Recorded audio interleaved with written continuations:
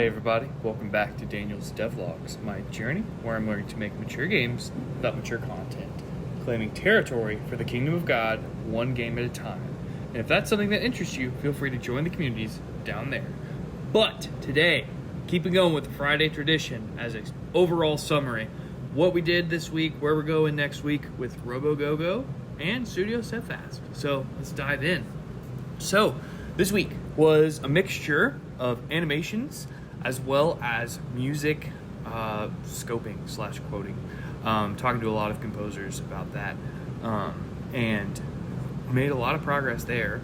Got a lot of animations in. There's two more sets actually that I haven't gotten from the main thing, and I might add a couple more things like a vault or a ledge climb, that kind of stuff. Maybe a wall run. We'll see, depending on time and all that kind of stuff. But let's dive in.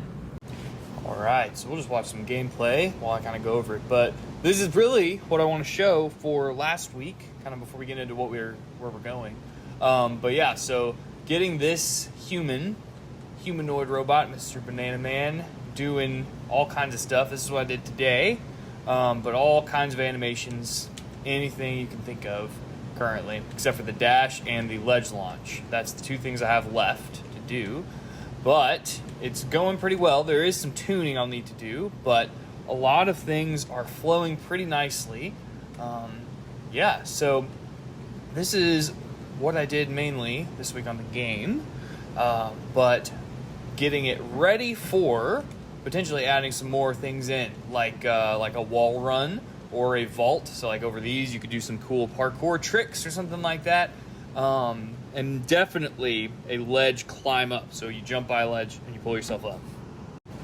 So where's this going? Obviously Banana Man's not our robot. So the whole plan involves basically setting up this character controller to where it's going to do all these different animations. And in Unity, it should be able to retarget it for whatever character model we end up using.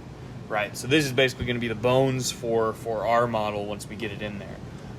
So that's one thing. Next, after I get the movement system up and running, the next step I'm going to be looking into is multiplayer. So there's going to be a lot to that, I know that, but that I think is going to make this game, interesting, right? You can play against your friends and try it out. So after that, that's where that's going.